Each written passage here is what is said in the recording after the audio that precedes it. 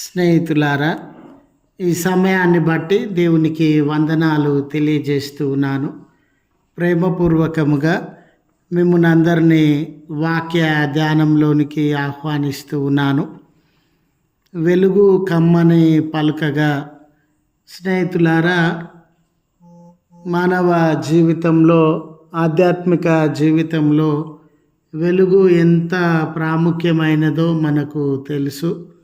కనుక వెలుగు కమ్మని పలుకగా అనే ఆలోచనను మీతో కూడా పంచుకోవడానికి ఇష్టపడుతూ ఉన్నాను. కనుక దేవుని యొక్క వాక్యమును మీరు ముగింపు వరకు ఆలకించాలని మీ కుటుంబ సభ్యులతోనూ తోటి విశ్వాసులతోనూ ఈ వీడియో షేర్ చేసుకోవాలని, మీ ప్రార్థన మనవులు ఎట్టివైనను కామెంట్స్ రూపంలో కానీ ఫోన్ కాల్ ద్వారా కానీ తెలియజేయండి.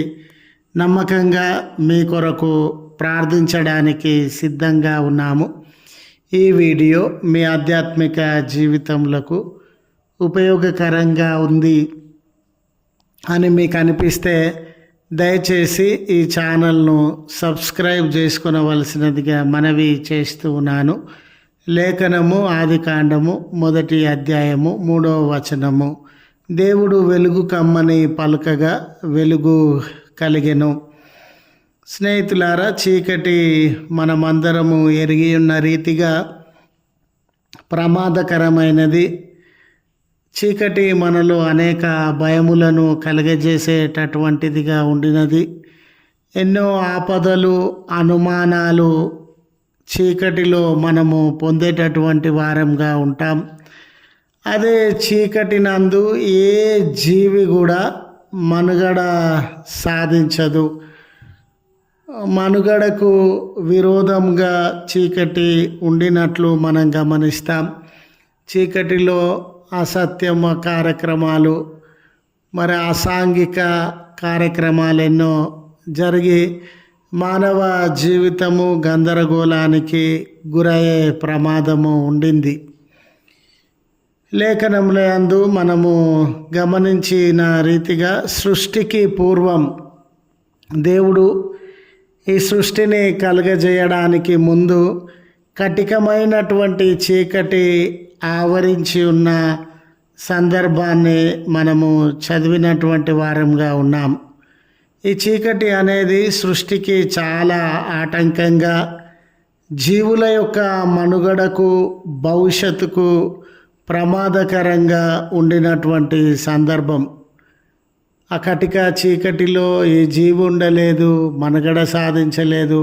కటిక చీకటి దేది ఉనికిలోనికి రాకుండా అడ్డగించేదిగా ఉండింది. కటిక చీకటి అగమ్య గోచరంగా పరిణమిస్తున్నటువంటి తరుణంలో ఆ కటిక చీకటిని దేవుడు తన వాక్కు ద్వారా దూరపరిచి ఆయన వెలుగు కమ్మని పలికినటువంటి దేవుడుగా ఉన్నాడు. ఆయన వెలుగు కమ్మని పలకగానే వెలుగు కలిగినట్లుగా లేఖనములు మనకు సాక్ష్యమిస్తూ ఉన్నవి. ఇక్కడ దేవుడు వెలుగు కమ్మని పలకగానే వెలుగు కలిగిందండి. ఇక్కడ దేవుడి యొక్క వాక్కు ఎంత శక్తివంతమైనదో, దేవుని యొక్క వాక్కు ఆయన కార్యములను ఎంతగా నెరవేర్చగలిగినటువంటిదో, ఆయన వాక్కు నిజ జీవితంలో ఎంత ఆదరణను, నెమ్మదిని అనుగ్రహించగలిగినటువంటిదో తెలియజేస్తూ ఉండింది. నీ జీవితంలో కానీ నా జీవితంలో కానీ దేవుని కార్యములను, ప్రణాళికలను జరిగించడానికి ఆయన యొక్క వాక్కు చాలా శక్తి కలిగినటువంటిది. లేఖనముల ద్వారా దేవుడు ఎన్నో వాక్కులను, ఎన్నో వాగ్దానములను నీ కొరకు, నా కొరకు అనుగ్రహించినటువంటి దేవుడుగా ఉన్నాడు. ఆయన వెలుగు కలుగునుగాక అని ఆయన నోటి వెంట పలకగానే వెలుగు ఏ రీతిగా కలిగిందో నీ కొరకు, నా కొరకు ఆయన చేసినటువంటి వాగ్దానములన్నీ కూడా ఖచ్చితంగా మన జీవితంలో నెరవేర్చబడతవి అని మనము గ్రహించగలిగినటువంటి వారంగా ఉండాలి. రెండవ విషయం ఏమిటంటే, ఆయన చీకటిపై విజయాన్ని సాధించినటువంటి దేవుడుగా ఉండినాడు.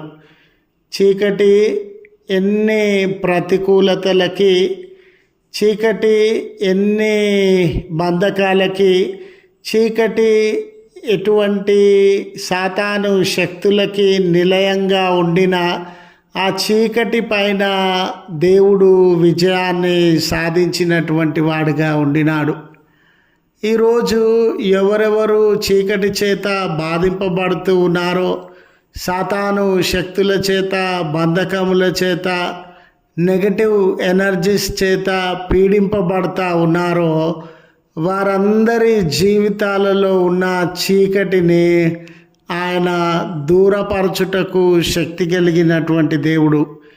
గనుక అయ్యో, నా జీవితము ప్రతికూల పరిస్థితులతో నింపబడింది, నా జీవితము నెగటివ్ ఎనర్జీస్తో నింపబడింది, బంధకాలలో నేనున్నాను, సాతాను నన్ను అనేక కుయుక్తులకు, మోసములకు, పతనానికి గురి చేస్తూ ఉంది అని బాధపడుతూ ఉన్నటువంటి వారందరి జీవితాలలో ఆ చీకటి పైన దేవుడు విజయాన్ని ఇవ్వగలిగినటువంటి వాడుగా ఉండినాడు.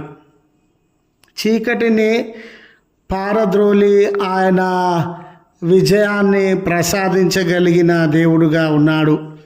చీకటి ఎంత శక్తివంతమైనదైనా, చీకటి ఎంత దట్టమైనదైనా, చీకటి ఎంత ప్రమాదకరమైనదైనా, ఎలాంటి బాధలు శ్రమలను కలుగజేసేటటువంటిదైనా, దేవుడు ఖచ్చితంగా దాని మీద మనకు విజయాన్ని ఇవ్వగలిగినటువంటి వాడుగా ఉన్నాడు.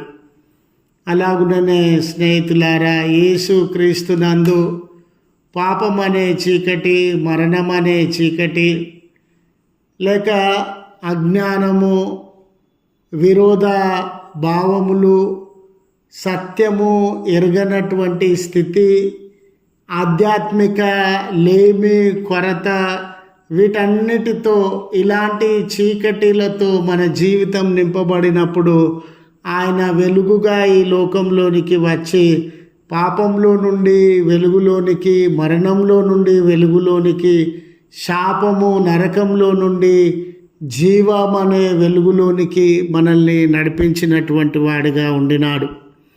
ఈరోజు నీ జీవితము, నా జీవితం ఎలాంటి చీకట్ల మధ్య ఉన్న, బంధకాల మధ్య ఉన్న, చూడండి, అనారోగ్యం అనే చీకటి, సమస్యలు అనే చీకటి, ఆర్థిక ఇబ్బందులు అనే చీకటి, కష్ట నష్టములు అనే చీకటి, ఎవరి జీవితమైనా ఏ రకమైన చీకట్లో బాధింపబడతా ఉన్నా, నీ జీవితాన్ని ఉద్దేశించి దేవుడు ఈ మాట పలకడానికి, ఈ వాక్కును పలకడానికి సిద్ధంగా ఉన్నాడు. అదేమిటంటే, వెలుగు కలుగునుగాక. ఆయన నీ జీవితంతో ఈ మాట చెప్తూ ఉన్నాడు. ఆయన నీ పరిస్థితులతో ఈ మాట చెప్తూ ఉన్నాడు. ఆయన నిన్ను ఆవరించి ఉన్నటువంటి బంధకాలన్నిటితో ఈ మాట చెప్తూ ఉన్నాడు. వెలుగు కమ్మని ఆయన పలుకుతూ ఉన్నాడు. గనుక అవన్నీ తొలగిపోయి వెలుగు నీ జీవితంలో నింపబడుతూ ఉంది అనే సత్యాన్ని తెలియజేయడానికి ఇష్టపడుతూ ఈ మాటలను ముగిస్తూ ఉన్నాను.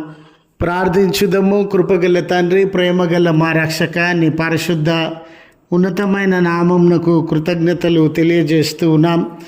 మీ దయా కనికరములను మా మీద కుమ్మరించడానికి సిద్ధంగా ఉన్నటువంటి దేవుడవయ్యా, మానవులంగా, బలహీనులంగా, మా జీవితంలో ఎన్నో చీకటుల మధ్య నలిగిపోతూ ఉన్నవి, కృషించిపోతూ ఉన్నవి. చీకటి మా మీద ఆధిపత్యము చెలాయిస్తూ ఎన్నో శోకములను, ఎన్నో వేదనలను, ఎన్నో కన్నీళ్లను మేము అనుభవించడానికి కారణంగా ఉన్నది. అయ్యా, ఈ చీకటి బంధకములతో బాధింపబడుతూ మీరు విడిపిస్తారని, మా జీవితములను వెలుగుమయంగా మార్చెదరని విశ్వసిస్తూ మీకు కృతజ్ఞతలు స్తోత్రములు చెల్లిస్తున్నా. ఈ ప్రార్థనలో ఏకీభవించుచు ఉన్న నీ ప్రియబిడ్డలను అందరినీ మీరు జ్ఞాపకం చేసుకునండి అయ్యా. వారి మొరలను ఆలకించండి అయ్యా. వారి జీవితాలలో ఉన్న సమస్యలను తొలగించండి అయ్యా.